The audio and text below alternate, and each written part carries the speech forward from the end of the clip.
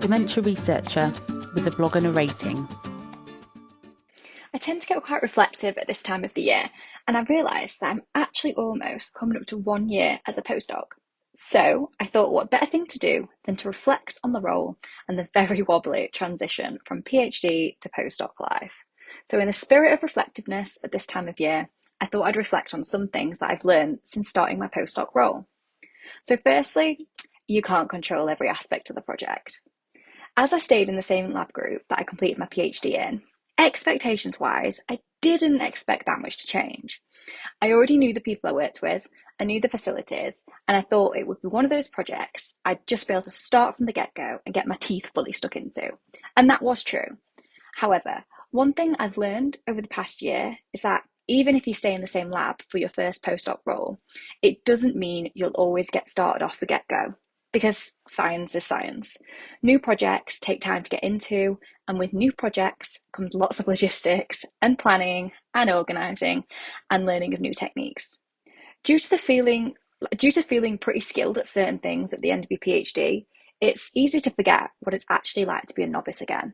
And if your postdoc role involves new techniques you've never tried before, you will go back to being a novice, which is one of those wonderfully exciting and challenging things to be. As well as all the above, you can only control certain aspects of your project.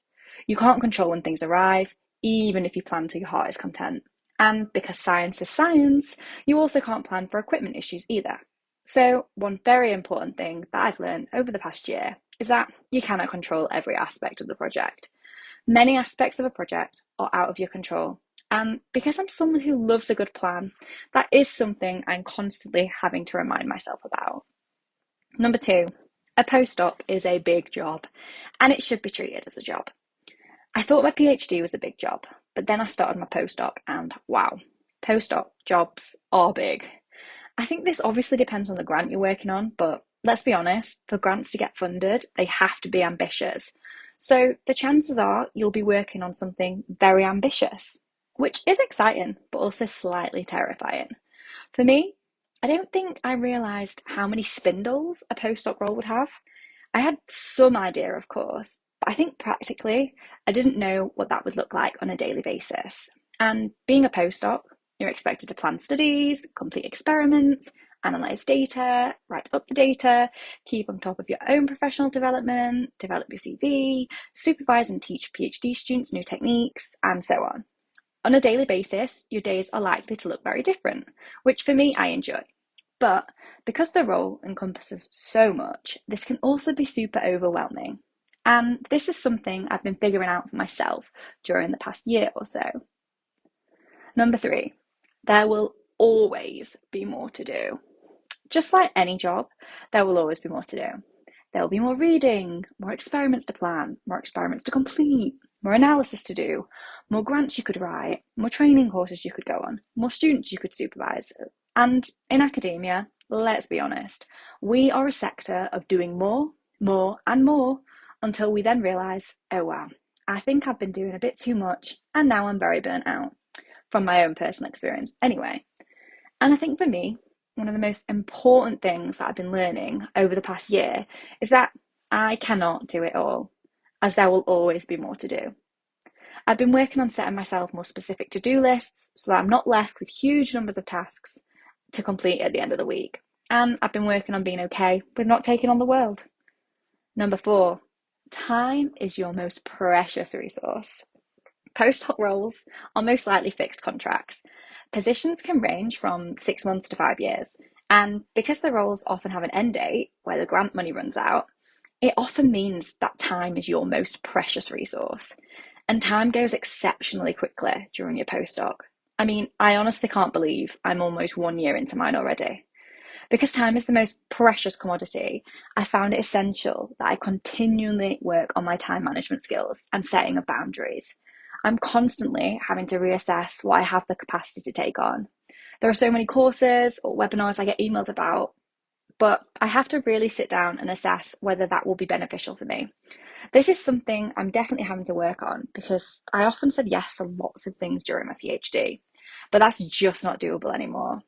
But on the plus side, it does mean that anything extra I take on is something I've really thought about, want to do and know will be valuable for me and the skills I want to develop for my future.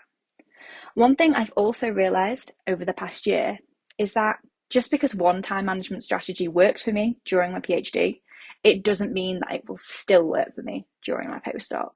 And I am frequently trying to refine my time management strategies. Number 5, being a postdoc is cool, but the constant fear of what's next is not so cool. So there is this weird transition period between the end of your PhD and postdoc role. And if I'm honest, I'm not sure I'm fully transitioned yet, especially as I did so much of my PhD during the start of my postdoc role. The transition is weird because you spend years pouring your heart and soul into your PhD, and then one day it's done, and that's it, and you move on to a new project. But I try and look back on the start of my PhD journey, and I think to myself, wow, look how far you've come. You're in a position that you never thought you'd be able to get to a few years ago, and that is pretty cool. And I do really love my research field, doing the research, problem solving, and figuring out new things, even if at times research is frustrating.